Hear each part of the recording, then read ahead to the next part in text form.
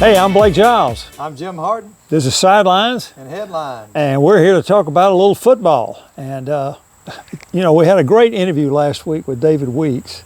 And I just, as an old reporter, sometimes you get done with an interview and you find out later there was a question that you didn't know to ask that you should have asked. And I did not think to ask about the romantic life of David Weeks' boys. But it's big news this week. You blew it. Whit Weeks, we found out, is dating Landry Kiffen, the daughter of Lane Kiffen, the Ole Miss head coach. And of course, this Saturday night, LSU and Ole Miss play each other. Unbelievable. Well, I saw her picture. She's a cute kid. Yeah, she is. He didn't do bad. He didn't do bad. So, but I did know to ask David that one question and everything. So, but she did say she's going to be pulling for the Rebels. So I don't know how close the relationship is yet or not. You know, her little trivia about her. You know that Lane's, I guess, is still his ex-wife. I heard they got back together. Her mother is the mother, her father, Lane Kiffen's ex-wife's father is John Reeves, who was the Florida quarterback. Okay. After Spurrier. Yeah.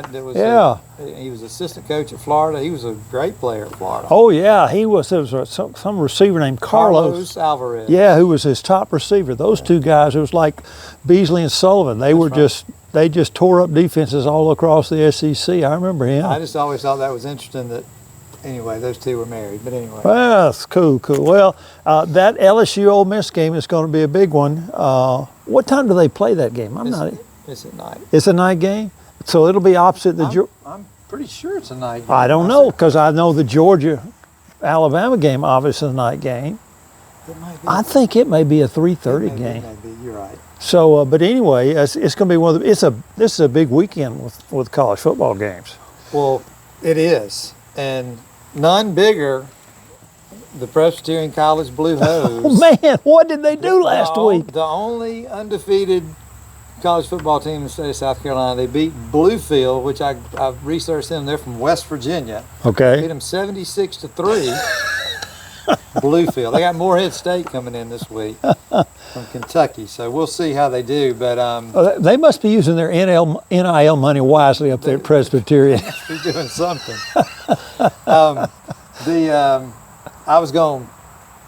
There were several things going on. You mentioned the what's the Kiffen girl's name? Landry. That's right. And Whit Weeks. I was going to mention some things I wanted to mention, but I don't want to talk about. Number one, the Atlanta Falcons. Pitiful. Terrible. I did not watch one play. I watched a little bit. It was awful. A couple of Auburn things. In addition to losing the heartbreaker at Oklahoma, Bruce Pearl retired this week, which was, it's football season, so we won't get too deep in basketball. And Rudy Johnson, former Auburn running back, passed away today. He had I don't know if you remember, he played 1 year. He was a junior college transfer. Okay. He played 1 year, year 2000. Mm-hmm. And that was the year he scored the winning touchdown. Auburn beat Georgia in overtime over there in Auburn. And we all got back home at 6 in the morning. Remember that game? Vaguely. He was on that team. He rushed for like 1,500 yards his 1 year at Auburn. He was a great player. Oh, yeah. And then played with the Broncos, is that right? He played mainly with the Bengals. That's it, Bengals. I knew it was something with a B, yeah. But and he was only 45 years old. I don't know any circumstances about it. There was some mental issues. Yeah, that's too bad. But what do you feel? How do you feel about Bruce Pearl now? I mean, he was kind of a polarizing figure, very popular wherever he coached, and everybody else, I think, hated him. Maybe, I don't know. I sort of liked him. I'm not the biggest. Mm-hmm. You know, I'm more into the football thing, but you know, his son's the guy who's going to be the coach. I mean, so is Bruce going to go into politics? And that's the thing. That's the scuttlebutt. I don't have any inside information. I don't know at all. I don't either. I've heard that, but then I've heard some people I thought were kind of credible say he was not. So. Okay. But anyway, it's been fun with him there at Auburn. Yeah. You know, maybe we're not a basketball school anymore. Well, maybe we can beat Texas A&M this week. We'll be a football school. Well, let's talk about that Auburn loss to Oklahoma. And I frankly, when I saw the play that Oklahoma scored on, and so I said, that's cheating. That should not have counted. Well, I saw Venables. You know, they asked him about it in the press conference. He said, well, we asked the referee. He was standing right there, whatever. And, okay, if you're an Oklahoma fan, that's fine. But the SEC issued a statement that it should have been a penalty. It should have been called back. So if the ref told him something, he was wrong. The refs made a mistake. Yeah. Well, I know coaches can do that sometimes when they have a trick play. They'll tell the officials before the game to be alert to it, so that, you know, if you see something doing weird, it's because we want to do it that way. And evidently they did that, but that should have sent up red flags. I mean, because as they say, if you're faking a substitution, that's just unsportsmanlike. Now, you said there's a name for that play. There is. We almost named our podcast. Yeah, I was going to say it was. Well, it was a joke, and it's a long story, but I refer to that as the Lonesome Polecat play. Every youth football team I ever coached, we had a Lonesome Polecat play, and that was our trick play, and typically it was something like that. Okay. You know, so I love to run the Lonesome Polecat, but I hate it when somebody runs it against me. You know?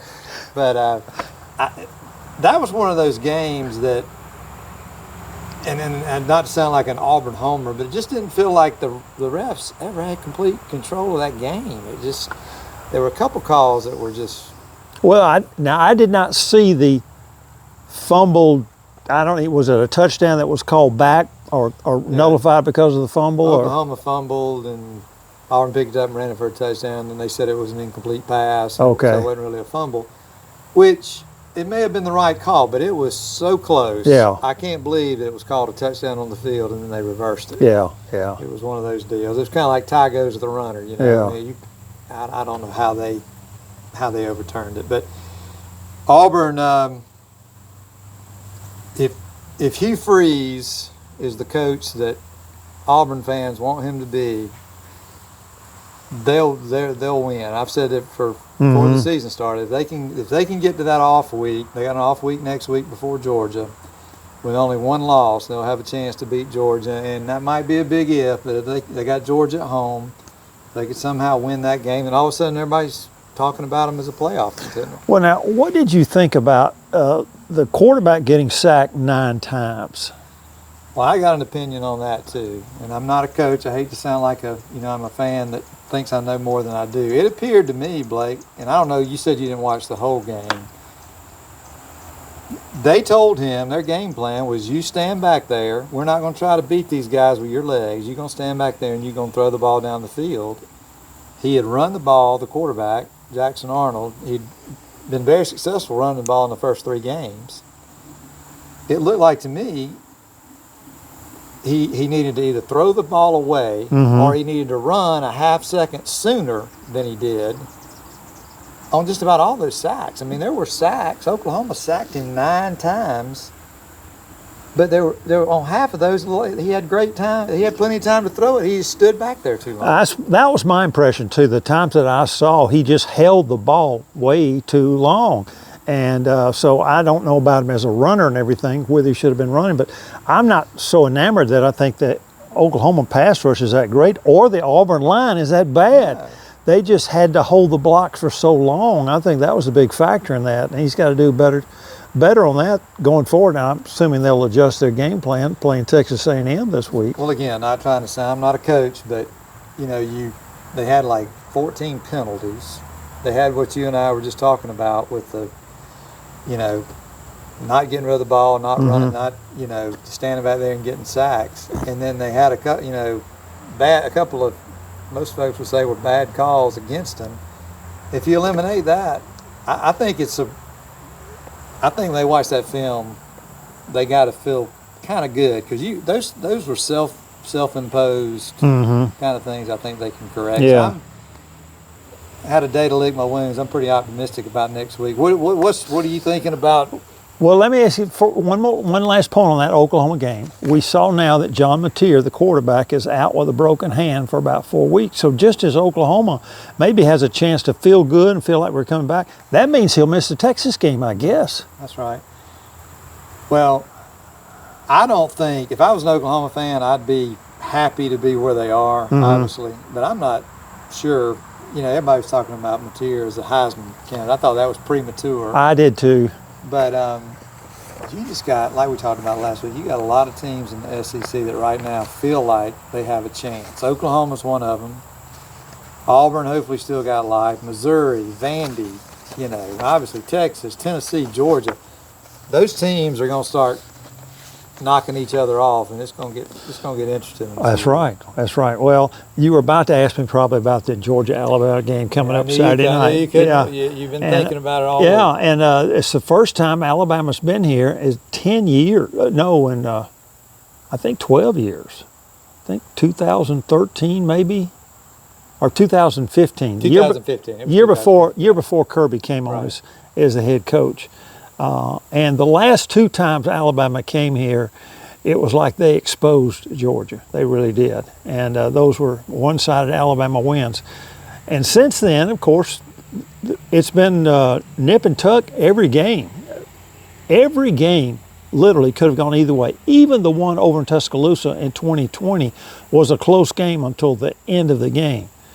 And then, of course, you look back at last year's game, the way it ended, Georgia could have won that game if the receiver makes the catch on the pass on the fade route in the corner of the end zone. And I think he made a tactical error in getting behind the defensive back. He should have stayed in front of the defensive back and used his height to the advantage. But that's me trying to be a coach, and I'm not a coach. I think it's still going to be a hard game for Georgia to win. I mean, I've been really impressed with Alabama's quarterback, Ty Simpson. I mean, he is so good. Kirby says when he watches him, the ball never hits the ground.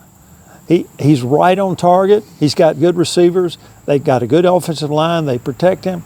You put those two things together, and that's dangerous. You saw what Joey Aguilar did in the first quarter against Georgia with his pinpoint passing. Now, if Georgia can get a pass rush, if they can put some pressure on him, then they've got a chance to disrupt him some. But that's going to be real critical to the game of getting that pass rush. And then they're going to have to score points just like they did at Tennessee. This is going to be one of those games you probably have to get into the 40s. Who knows, maybe the 50s to win the game.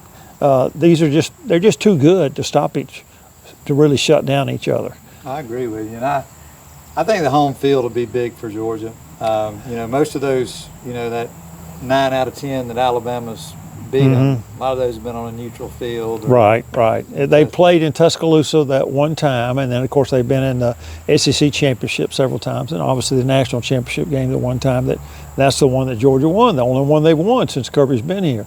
But they've been close every time. I was in Atlanta in that 2017, after the 2017 season, and Georgia had a 13-point lead in the game, and we thought we were going to lose in regulation, but the kicker missed, and then we thought we were going to win in overtime, but then Tua made the great pass on 2nd and 26, and it broke our hearts, and it was a long ride home after that. So it will be a big game, big atmosphere. Fans will be keyed up. It's going to be one to look forward to. And understand you got you some tickets now. You're going to get to go. I looked out. My buddy Jake Lindsay, he watches our podcast, so Jake hooked me up. There you go. That. Good deal. Good deal. Jake's in Rotary with us. Yeah.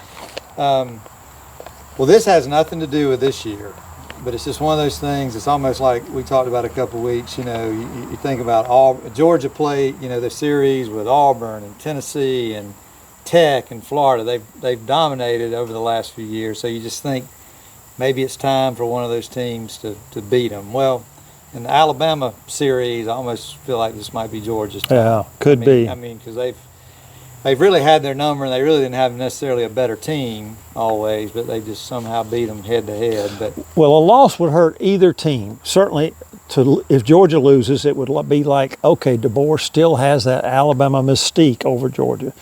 And if Alabama loses, you add that on top of what they did with Florida State, and then the pressure's back onto him going forward, and he really has a small margin of error going forward. Now, I don't think he's going to get fired. I don't think that's going to happen. It's just too early in the process for that to happen with him over there. But we'll see. But he could really boost his whatever with if he beat them. And speaking of firing, we had another firing this week. Oklahoma State got rid of Mike Gundy. I'm a man. I'm 40. I'm a man. That was 18 years Yeah, ago. he's more than 40 now. He's older than me. I think I saw he's going to get a $15 million payout. How do you feel about those kind of contracts where you have to pay the coaches so much when you fire them? That's just it's just the going deal. It's just so much money now. I don't think people care. Well, the agents are wise to be able to get those kind of deals for their clients, and it gives them some job security. And in this profession, there's not a lot of job security. That's right. Kirby's now, is he number 2 in longevity in the SEC, behind only Mark Stoops at Kentucky? Yep, that's right. And behind them, it's not even. Oh yeah, I don't know who's next in longevity. Beamer's been at South Carolina about 4 years, and how long's Kiffen been at Ole Miss? So I think this is his 4th or 5th. Yeah. Speaking of buyouts, I think, what do you think about the Gators? Billy Napier looks like he might be on his last leg. I don't understand what has happened with his offense. I mean, they really have a good defense. They do. They were in that game with Miami until late, and then so I saw this week, I think they had a defensive back who's out for the rest of the year, one of their key defenders. They've been able to play on that side of the ball. They just cannot score. And DJ Lagway does not look like the same quarterback. He doesn't. He's such a good-looking athlete. Yeah. He just runs out there. Yeah. You just think he would be the guy. You know, if you were picking teams on the playground, he'd be your guy. Mm-hmm. Well, we talked about, the SEC, the good teams kind of picking each other off. I think South Carolina might be one of the ones that kind of. Yeah, who are they playing this week? They're playing Kentucky, that's right. Well, that's maybe Kentucky hadn't lost this year, have they? Yeah, they got beat. Oh, that's right. Somebody beat them first game of the year, right? Well, they beat Toledo.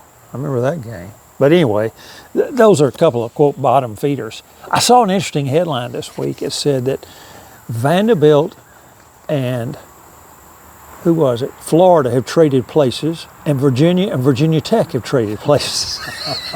I mean, Vanderbilt is right now where Florida usually is, unbeaten, riding high, big wins, lots of points, and you have to reckon with them when they come to town now. You got to be ready. Couple other games. Notre Dame going to Arkansas. Yeah. Arkansas has lost 2 heartbreakers in a row. I tell you, that loss to Memphis was huge. And, you can't say they were looking past them to Notre Dame. It's a big thing when Notre Dame comes to your campus. Obviously, it was big for Georgia when they came here, and was that 2019, I think.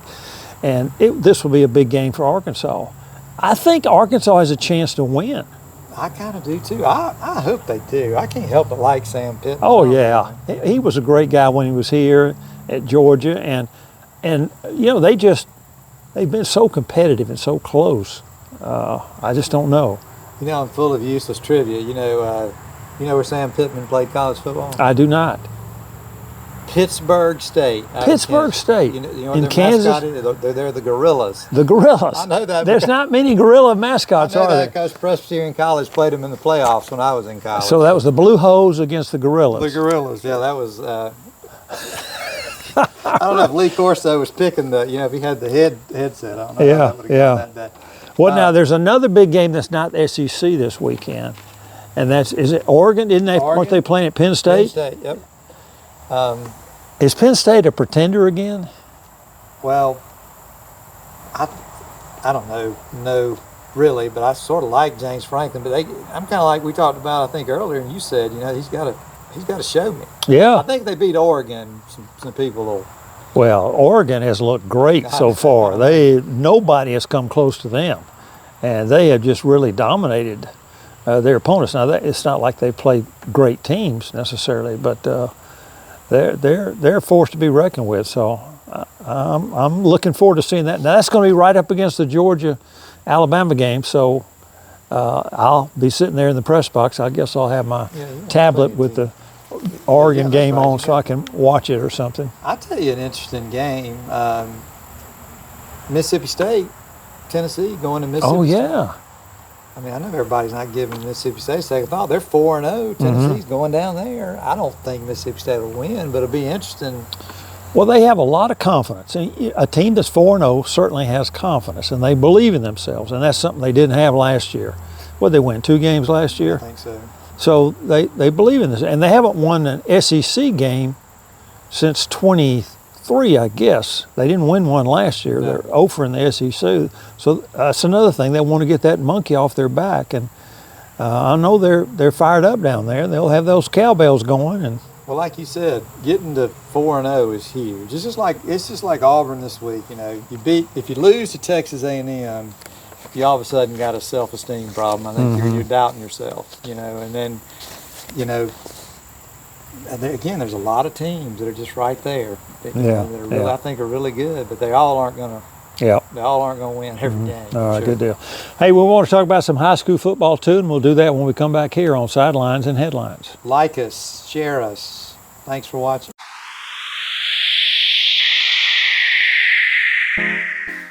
Hey, welcome back. I'm Blake Giles. I'm Jim Hardin. This is Sidelines and Headlines. Hey, we just want to let you know if you want to reach out to us, we've got an email. You can send it to sidelinesheadlines@gmail.com.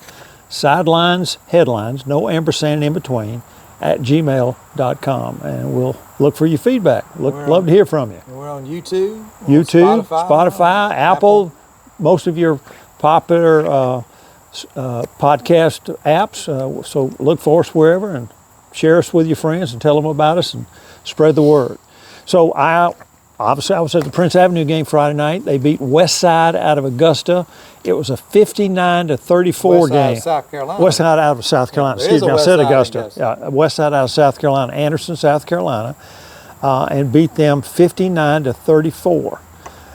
This was the first time Westside had played here against Prince, but they came to Athens back in the 60s to play Burney-Harris High School, the old black high school here in Athens. And they played that school 4 different times, and Burney-Harris won twice and Westside won twice. The last 2 times, Burney-Harris won the game.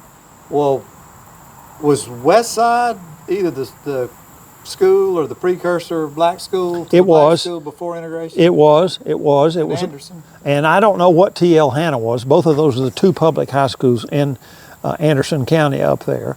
But Westside was a predominantly black school, and they came and they played a lot of schools in Georgia. And I was actually able to find an old Banner Herald article that reported on one of those Westside Burney-Harris games and saw some names in there I recognized. James Pete Fair, he used to be an umpire in the local league here. Aaron Hurd, I recognize that name playing for Burney-Harris. And it was I think Westside won that particular game 18-6.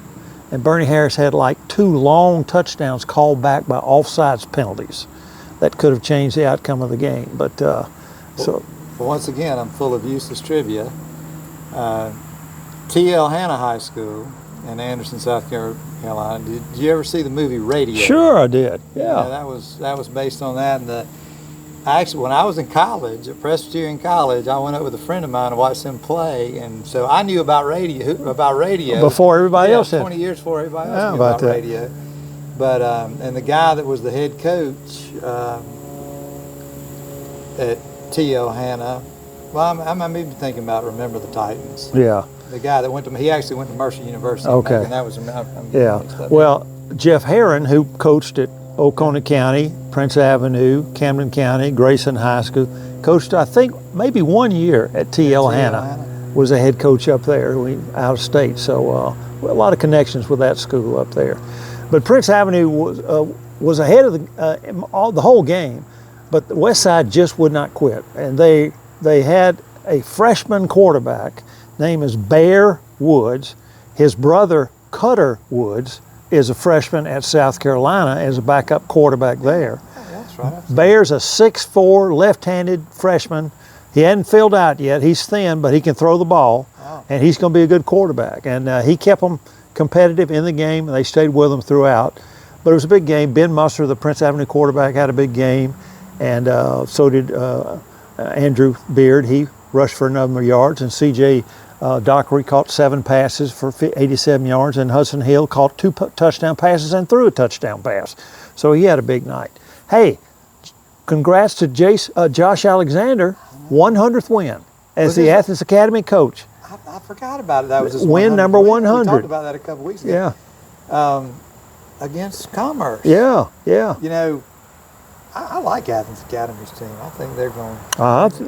They got a good program. Good program. You know, there was a time, 30 years ago, when Athens Academy people they probably wouldn't thought they had a prayer against Commerce. Oh, I know it. And I look back at the Georgia high school historians; they've beaten them. It's like 500 the last 30 years. Yeah, it's kind of flipped. There was a time there that the private schools had a tough time beating the public schools, but beginning back in about 2015 or 16, that began to flip. And then you saw Eagles Landing Christian Academy dominated the Class A division for like 5 years in a row as a private school, and it just began to flip. And now you've got where they have their own separate championship, and they do play into the regular season. I'm glad they do that. This week, Prince goes up and plays Hart County. It's always good to go to those community schools and see the fans turn out, and they'll be there for Hart County. They're not having a great year. They're 1-4, but it's the only game in town, so to speak. Yeah. And those counties where you got one school in the county, I mean, it's the only game in town. So Jackson County's got 4 schools, and 3 of them are doing well, including East Jackson, which this week is ranked for the first time ever, number 10 in the AJC rankings. But as you just mentioned, they got to play Hebron. So Hebron's the number 1 team, and they just had a big win over Blessed Trinity at Blessed Trinity and leapfrog up into number 1 in the Class A ranking. So it's going to be interesting to see what they can do. Now, there's one other unbeaten team in that region. That's Franklin County, uncharacteristically 5-0. And has averaged 52 points a game in the last 4 games. Franklin County probably hadn't been 5-0 since. Well, I don't know when they've been. Yeah, it's been a while. So and of course they're excited up there, I'm sure. Oconee beats Stevens County. They're at Cherokee Bluff. Mm-hmm. I think North Oconee's off this week, aren't they? Let's see. No, they play. They play Forsyth County. I can't remember. They're at Cedar Shoals. That's Cedar Shoals. Oh, that's it. Yeah, that's right. Cedar Shoals lost a close game. They lost to Walnut Grove. North Oconee was off this week. Yeah, Walnut Grove kicked a field goal late to beat Cedar Shoals 9-6. Cedar Shoals is just so close to getting that first win in 2 years. I'm really hoping they get it soon. I know them and Clark Central have had a rough first half of the season. They're just scratching and clawing. Yeah, Clark took it on the chin against Jackson County. Yeah. Big loss last week, 64-14. First time Jackson County to ever beat Clark Central, and so that was a big win for them, but a big loss for the Gladiators. And they're just, that's, I guess that can happen at a school, a public school. You can't go out and just necessarily bring in players every year, and sometimes you just get caught between classes and don't have the horses, so to speak. They play Appalachia this week, interestingly. Which got their second win of the season last week. Yeah, so, and of course, normally you'd say that's automatic for Clark Central. But who knows this year with the way things are going. But anyway, that's it for the high schools. We'll be back more and talk about some more in the colleges right here on Sidelines and Headlines.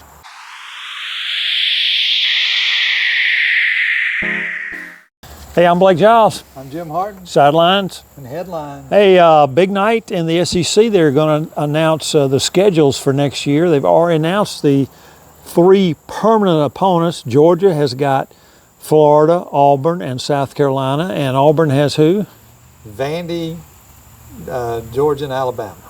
Which, in years ago, you'd have said Vandy, that's good, but maybe not. Yeah, that's right. So that's interesting. Now, they say these are not what they call permanent opponents. They are annual opponents, and they will reevaluate every 4 years. Yeah. So, and then they're going to come out with a schedule here soon. It'd be interesting to see how soon it's going to be before Georgia goes over to Texas A&M. All the fans will say, we had never been to College Station.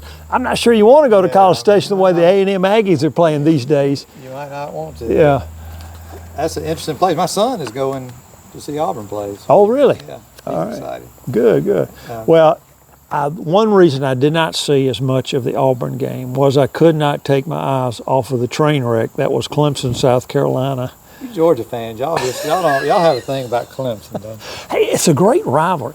I can remember back in the 60s, it wasn't that big of a rivalry. But when Danny Ford, actually Charlie Pell was the one who first made it a rivalry.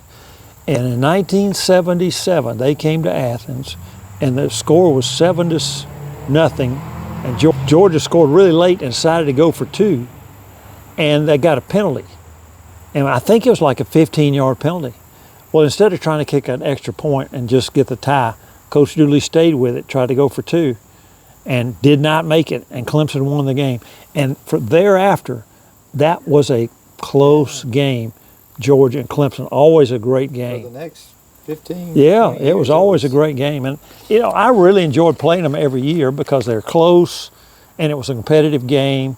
And I'm fine that we don't play them every year now, but I'm glad we do play them on a periodic basis and everything. But now, did you see where Fran Brown and Syracuse, they got fined for faking injuries in the game? What's up with that?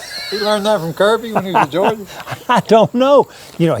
He does. He gives Kirby a lot of credit. Just about every interview I've seen it, but lately Kirby's name comes up and he just says, Kirby, thank you so much. He said, Kirby, thanks for the note you sent me. Kirby, thanks for everything you did for me while I was at Georgia.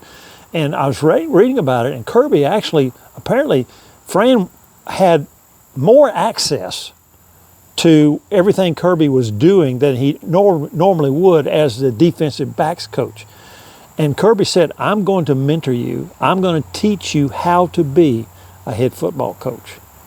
And he really impressed the Syracuse people in the interview. And of course, they won 10 games last year. And, man, they're looking like they're the real deal this year, too. Well, yeah, and I'm good for him. I'm not sure about the fine on faking the injuries. But tell me, You've been a media guy. The media is different now with social media and how everything's under scrutiny. What do you think about Dabo and his reaction to what's going on? I mean, is he? I mean, he's a different character. I mean, he always has been a different character. He's right in a way to say, hey, we've been great, whatever. But in a way, it comes off kind of childish. Well, in a sense, he's in new territory. Yeah. I mean, the last time he struggled like this was before he put Clemson on top of the heap. I mean, for several years there, Clemson, you had to go through Clemson to win the national championship. They played for it twice, and they won it twice. Yep. Played for it and lost twice, but won it 2 other times. But then, as things changed, and whether it was NIL or the transfer portal or I don't know what, he just hasn't been the same. Now, people always say, if you give him a generational quarterback like Trevor Lawrence or Deshaun Watson, he's hard to beat. And apparently Cade Klubnik is not that guy. And there's even rumors that the backup guy may get in this week. Who knows? But he's under pressure, and he feels that pressure. And some of it's just self-imposed pressure. I don't think they're going to fire the guy. No. But he's not happy with where they are. Well, that was kind of my question. Is he almost? I don't think they're going to fire him either. And he's right. They've been successful. I mean, what are they going to do? Run him off? Is it really going to be any better for him if they run him out of town? But is his reaction to all that? I mean, does that almost somehow maybe make him more likely to think about, hey, we might need a change? I mean, I don't think it would. I don't know that an athletic director or the board of directors over there that would make those kind of decisions would necessarily let social media be the thing that determines their decisions. But social media certainly is more prevalent these days, and it's more in your face, and you can't go anywhere. And of course, talk radio was always the thing in the past. People would get on talk radio, say it's time to fire the coach and all this, and now they get on social media, and it's exponentially spreads that much quicker. And so coaches are more under the gun, so to speak. So, I think it's his reaction to it. Again, he looks a little petulant, is I think a word that you would use to describe him, and he's just defensive. So we'll see. And I don't know what's wrong with them. I really still think they have a good defense. I just don't know about their offense. And Well, the defense, you can kind of make an argument they're not playing great. No, they're not. But it's hard for a defense to be great when the offense is not helping you out Yeah, much. yeah. You're right. You're right about that. Well, Tech going to Wake Forest, you would think they would win. Yeah, I think so. If they're kind of who we think they are, they'll take care of business. Mm-hmm. And we're getting close to the halfway point of the season. They're undefeated too. So, Yeah. So well, they're a real threat now in the ACC, and you got to look at them. And Miami is still unbeaten. Let's see, Syracuse, did they lose a conference game? No, they're unbeaten in the ACC. Their loss was to Tennessee. Yep. Florida State, of course, is still unbeaten in the conference. Is Virginia unbeaten in the conference? They might be. Of course, it's still real early. But I don't know if you said Miami. Yeah, Miami definitely unbeaten in the conference, and so we'll just have to see that. But that's a big game for Tech up at Wake Forest, and I feel confident they're going to do the job. Let me ask you, I saw, of course, this is Kirby's 10th year, and they're coming with the Alabama game coming out. Mark Schlabach did a kind of a personality retrospective looking back on 10 years of Kirby at Georgia, and had, said basically he's been the best coach over those 10 years in college football, and it'd be hard to find anybody else that you would put up against him that could say he did better. He won 2 consecutive national championships, and he's won 3 SEC championships, and they played for another national championship. A couple of things that struck me about the story. Number one, it looked like, from reading the story, Kirby gave Schlabach some personal access, which to me strikes me as unusual from my perspective. He's not one to give personal access to the print media. Schlabach does work for ESPN, but it's their print version that he works for. And to my knowledge, I don't know that he's ever done that with local media. I don't know that Mark Weiser's ever had to sit down with Kirby, and he's the beat writer for the Athens Banner Herald. You talking Herald. about access for that piece, or access over the access to say, Kirby, I'd like to sit down with you for an hour and talk to you. And I don't know that anybody's ever been able to do that outside of the people who pay for that right with their television rights. And of course, I'm an old print guy, and I don't like that. That's my one complaint about Kirby, is that he's not really forged any lasting relationships with the local media. Now, maybe he has that I don't know about, and maybe I'm off base here. If I'm so, I apologize and everything. But I was just interested to see that. Now, Schlabach did a great story, and I encourage you, if you hadn't read it, to go and read it. He talks about how Kirby's changed some, and how he hasn't exactly mellowed, but he's learned to delegate more. He's learned to give out assignments to his assistant coaches and let them do their jobs more.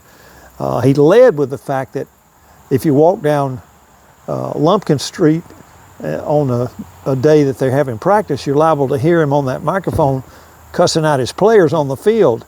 And she said, he actually led with a woman came up to Kirby and said, "Thank you. My daughter wants to thank you for graduating." She always walked by, and when she was having a tough time at school, and said, "At least I'm not a football player." So, well, did you see? I don't know if it was an old interview, but I saw the guy. I think his name is Brandon Lee. They call him Hometown. The guy that does he's on 680 in the mornings. And anyway, he was interviewing Champ Bailey. Okay. About playing with Kirby, and it was just funny, Champ's in the Hall of Fame. He can say whatever he wants to say. Yeah. And he's kind of a cool customer, and he was just talking about Kirby. He said, he'd be the one, and we'd be in the defensive meetings. He'd be telling us all what we were doing wrong. He said, Champ, it was funny. He said, Champ said, Kirby, he's just kind of a different guy. He said, to be honest, he's just kind of an asshole. But he said it comes from a good place. And I think that's true. He looks a little different on the sideline than he did in the beginning. Those first few years, you look at him and you're like, this guy ain't gonna make it 10 years because he's gonna have a heart attack. He was trying to. It didn't matter if it was the punter, the offensive lineman, whoever. When he came off the field, he was trying to coach him. And you just, as a head coach, you can't. With everything else you got going on, you just can't do that forever. Yeah. Well, he said he thinks Kirby told Schlabach that he thinks he held his assistants back in the early years from them being able to fully do their jobs. There's some interesting quotes there from Mary Beth Smart his wife, who played here at Georgia as a basketball player. Also Glenn Schumann, the defensive coordinator, who's been with him all 10 years. Only assistant who's been with him throughout that time. So it's an interesting profile, and I found it interesting. I learned a few things about Kirby, and I'm proud he's the Georgia football coach. I think he's done a great job, and I don't know that anybody could have done any better. And it's probably the best thing Greg McGarity ever did to hire him as the head football coach at the University of Georgia. Well, I've heard people around town, and I'm not a Georgia guy. I hadn't been in Athens a long time, but I've heard several people who I trust what they think. They say that the time window with Kirby as the head coach at Georgia is not as long as people think it's going to be. Oh, really? They don't think he's going. I think Georgia people in their mind think this is going. Yeah. It's a 25-year deal, and it's not. So will he last as long as to the same age Saban did, for example? Because Saban was 70-something years old when he retired. I mean, Kirby, that's 20. Yeah. 23 more years. Yeah. Kirby. Kirby's 49, I think. Yeah, so, and well, he hinted at that in that profile. He said, I'm going to keep going. But he said there's some other things I want to do, but I'm going to do something. So we'll see how that pays out, and then we'll get to that short list of who's the guy to follow him, and it won't be an enviable position to do. So, hey, I ran across a list this week. These are the top 10 Heisman Trophy candidates on somebody's list. I want to see how many of these you can even tell me what team they play for, much less tell me anything about them. Here's number 1. Now, you may get this one. Fernando Mendoza. I'm supposed to know that. Tell me. He's the Indiana quarterback. That's right. Indiana quarterback. He had a great game against Illinois, 21 or 23 passing. He's number 1 on the list. Number 2, Demond Williams Jr. Is that Demond Williams from Sanford & Son? He... That's Demond Wilson. He's a quarterback for Washington. Yeah. 6 out of 19 passing with 298 yards last week. Here's number 3, Eric McAllister. TCU receiver, 8 catches, 254. Dylan Riley. Boise State running back. He's replaced the guy from last year. Chandler Morris.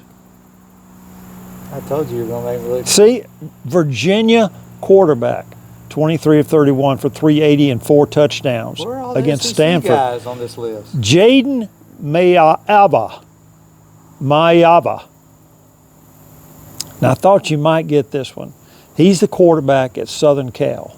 Oh, yeah. Georgia went after him when he was at UNLV and entered the transfer portal, and they couldn't get him to come here. He's 20 of 26 passing. Robert Henry Jr. You won't know this one. Texas San Antonio. He's a running back. Mac Harris. South Florida defender, had 10 tackles, 2.5 for loss, 2 sacks. Wayman Jordan. Southern Cal running back, 18 carries for 157 yards.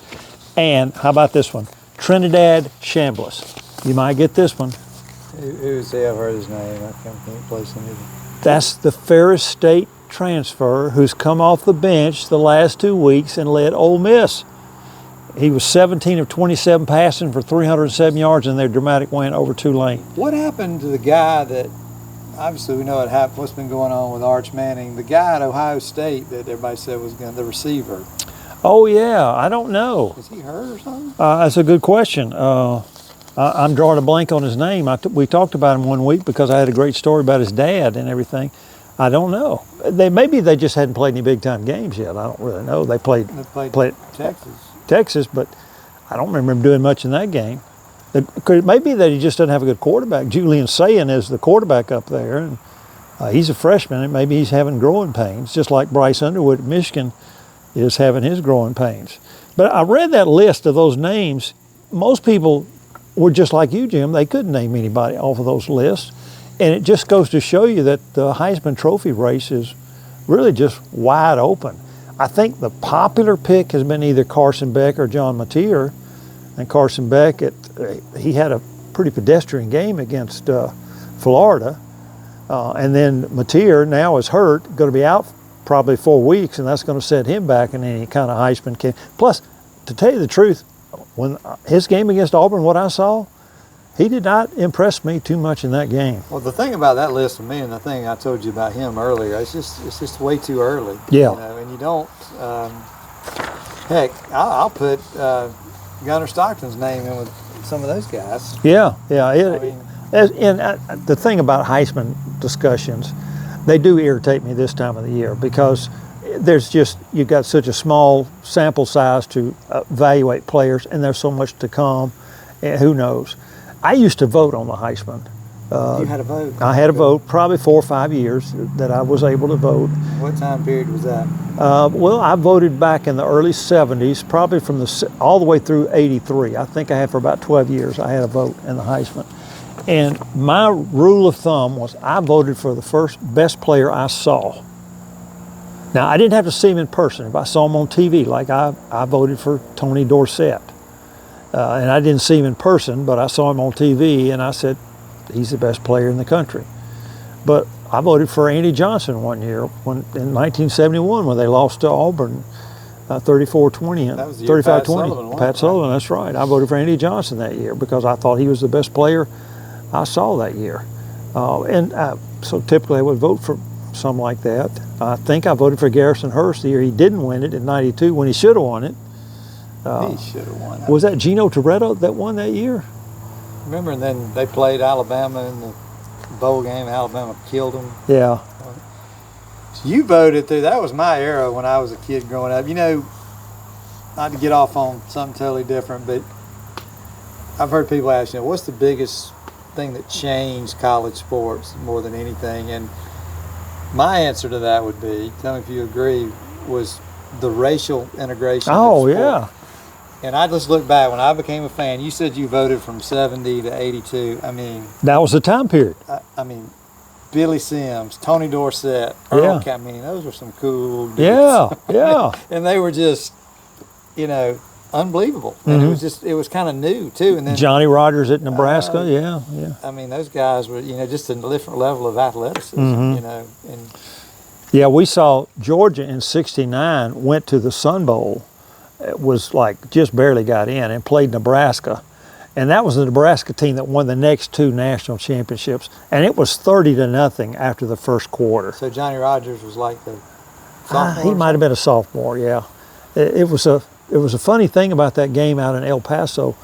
There was a clock malfunction in the first quarter, and it took longer than 15 minutes of clock time to play.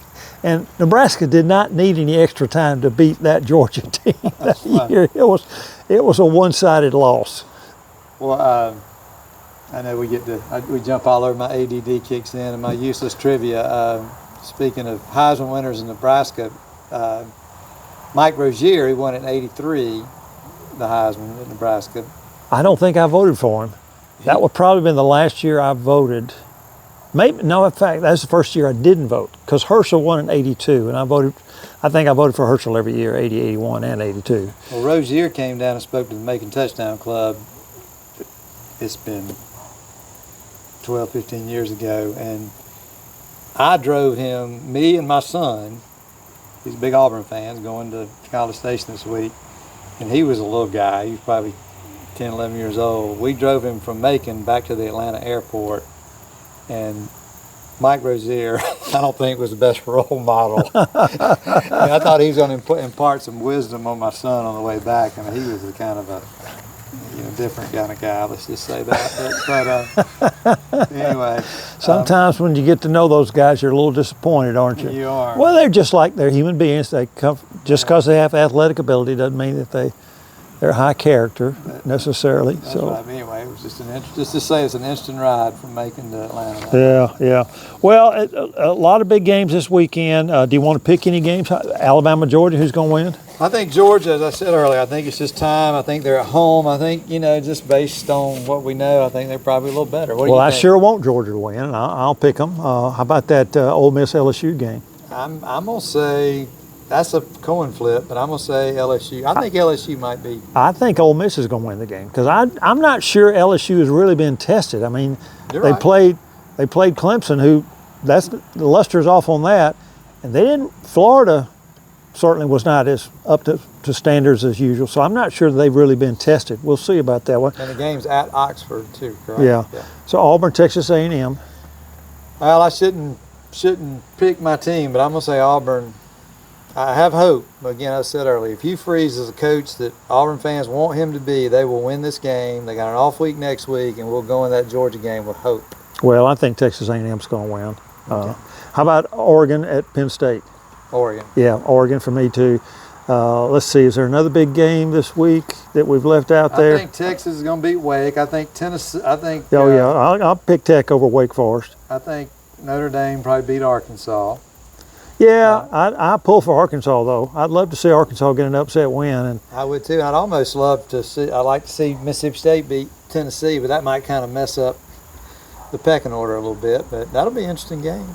well, I don't know if that really affects Georgia one way or the other because they play both of them. So you got to figure strength of schedule is going to be a factor on down the line somewhere. Yep. But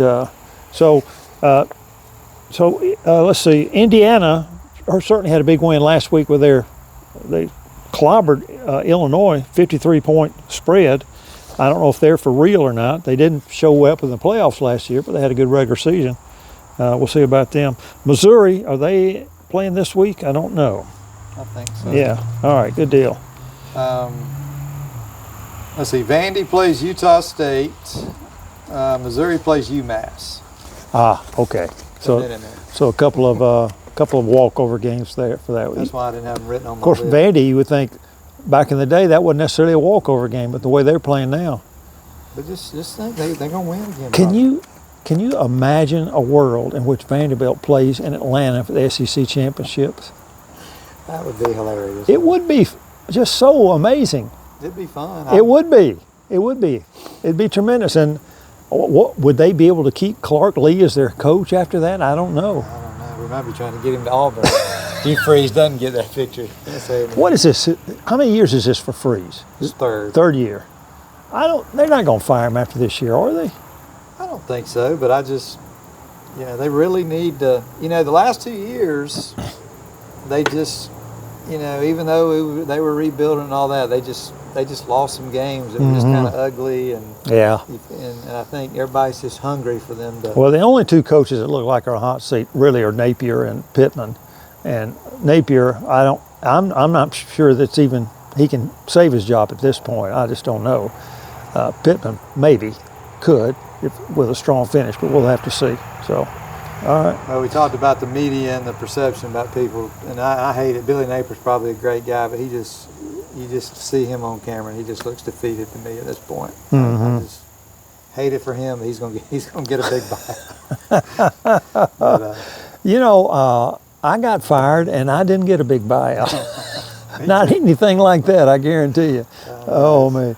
All right. Well, so you going to a high school game Friday night? I'm going to try. We got some people coming into town for the Alabama game. Okay. So I may have to. Going to do some tailgating Saturday? We're going to do a little tailgate. Oh, one more thing. I know we got to go. You know the crazy guy, Roll Tide Willie?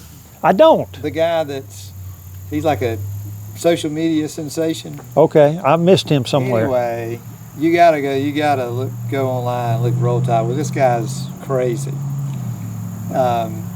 Anyway, I was texting with him on social media, or his handler, trying to get him to come to our tailgate Saturday. I don't think he's going to come. Oh, okay. But you don't appreciate it. You need to go. We can talk about him next week. So where's your tailgate going to be? Do you know? Down, it's really not mine. We're guests for people. Down near Legion Field, Baxter and Lumpkin, right down there. Okay. Bottom of the hill. It's a great spot. What about you? Well, I'm in the press box, so I really don't do much. It depends on where our family gets together, because I have kids in town for the game, and we'll just hook up somewhere, and usually we get a bite somewhere at a restaurant, as opposed to trying to tailgate. It's pretty complicated doing all that stuff. And I'm more in favor of those kind of tailgates that were just a true tailgate. Yeah. Bojangles chicken on the tailgate of my pickup truck. I tell you, for years we had a great setup. First Presbyterian Church had a little courtyard. Now they've since built over it and enclosed it. It doesn't exist. And we had some friends who bought reserved parking there for the whole season. And so as a result, the benefit of that, you could use their little courtyard as a tailgate. And you had bathrooms right there. And it was great. If you wanted to bring a TV, there was electricity. You could set all that stuff up. You didn't need a generator. It was fantastic, and it was always just great, and a short walk to the stadium.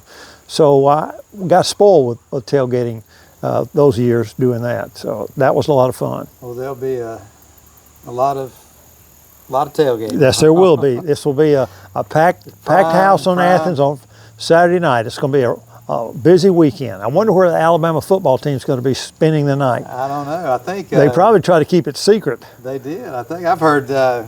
What was it? Ray Goff tell the story in '76. They stayed at the Holiday Inn, and didn't some students come down there and keep them awake? Blowing the horns all night long. And I'm sure the police. You complain to the police. What are the police going to do? That's right. We're going to go out and stop these Athens boys from blowing horns? No, I don't think so. Well, I think it worked. Georgia Whit. That was one of the most electric atmospheres I've ever seen in Sanford Stadium. That was a 21-0 win by Georgia.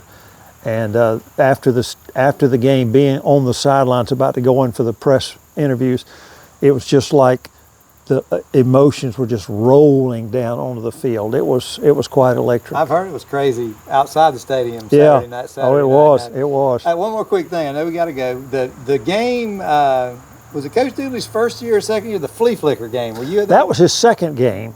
You were just second in year. High school then, I was in high school. I was sitting in the high school bleachers. Where the upper deck is now and the president's box, they used to have temporary stands there. And for $2, you could get in there as a high school student and watch the game. And so I was there watching that game and saw it live. And I'm trying to remember, that wasn't a different game, but I was there for that game and saw it. And it was quite an atmosphere for that game. You know, Kirby Moore, that threw the pass, was the quarterback. He was a lawyer down in Macon. A group of us used to eat lunch down in Macon at Baldino's Subs every Tuesday for years. Yeah. Well, of course, Pat Hostin caught the pass, and he lateraled it to Bob Taylor, and Bob Taylor scored. It was the only touchdown Taylor scored that year. Really? And he was a great tailback, but he broke his leg, a horrific break, at the Florida State game. They played in Tallahassee and lost like 10-3. And it was like a year before he even walked. That's how bad the break was. And so that was a tough loss for them. They lost to Florida State, and then they lost to Kentucky. Right after they'd beaten Michigan, up there in Michigan, in Ann Arbor.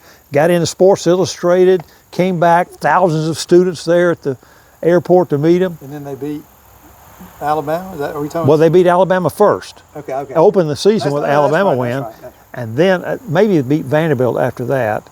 And then they went to Michigan and beat them up there. Well, I heard maybe more amazingly than the flea flicker, which a lot of people said Hodson's knees were on the ground. Yeah. Which, of course, Georgia fans, you didn't see that part. I know y'all. But actually, the thing was, Georgia, they were so prepared and so ready. They ran did that tie the game? They ran a 2-point play They ran a 2-point play. They were down by 1.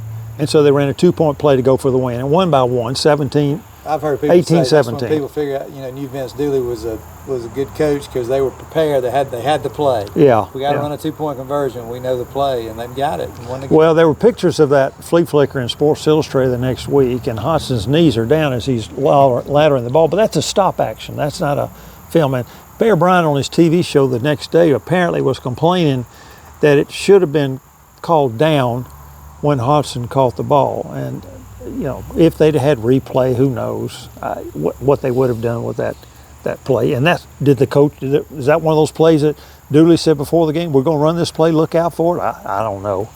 Well, if you've been watching college football long enough, your team's been the you might have gotten screwed on one of those, but you probably got the benefit of one of those. I can talk about a Tennessee game in 1968. And and I thought about this in relation to the SEC admitting that the call against Oklahoma was wrong. In 1968, Georgia played at Tennessee, season opener, was winning 16-15 when Tennessee scored late. Now, either the touchdown or the 2-point conversion that enabled Tennessee to tie. One of those, the ball, if you're watching TV, clearly bounced. It bounced into the receiver's arm, but they called it a touchdown. Well, no replay then. It stood. Yeah. On Monday morning, I'm watching Channel 5 TV, and they come on with a news break. The SEC Committee for Fair Play has announced that they have reversed the decision and given Georgia the victory over Tennessee. And this was on a news break on Channel 5 News. Well, it turned out it was a hoax. There's no such thing as the SEC Committee for Fair Play. And Channel 5 bit and actually put it on the air. What year was that? This is 1968. And put it on the air before, and not many people saw it. I'm a college student in between classes, happened to be watching TV and saw it. And That's unbelievable. so they got snared by a practical joke. So 68, that would have been a few years before your buddy Bill Hartman was. Yeah, Bill was still at UGA at that time. He was still a student at Georgia at that time. So yeah, that sounds like a Lewis Grizzard. Yeah, that is. That's a true story. And I put it in the book when Coach Dude and I wrote about the 1980 national championship season, because when they played Tennessee in 1980. That was the first time they'd played Tennessee in a while. Yeah. And so 68 was the first time they played Tennessee in a while. Now, I can also go back to the 73 game when Condredge Holloway was leading and led Tennessee to a comeback. And Andy Johnson hit a toss pitch to Glenn Harrison. Harrison misses it. It bounces off the turf. It acts like a great fake, and Andy goes around the end for the winning touchdown. And I was standing in the end zone and had a perfect view of the play as he came in, and Georgia won that game. That wasn't Conrad's last year, though, was it? I don't know if that was his last year or not. The Artful Dodger is what they called him. Hey, we've done a lot. We could go down this deep rabbit hole forever and ever. I was about to bring up Jimmy Streeter. Remember him in the late 70s for Tennessee? Yeah, I do. What about Richmond Flowers, the hurdler? We can go on and on with just all kind of names, dropping names. Oh, boy. Listen, hey, folks, we gave out our email address earlier, sidelinesheadlines@gmail.com. Drop us a line. Let us know if you got some comments, some suggestions. Hey, I hope you liked the interview with David Weeks. If you'd like to see more of those, we'll try to get them. We got Russ Tanner booked for next week. We're looking forward to that.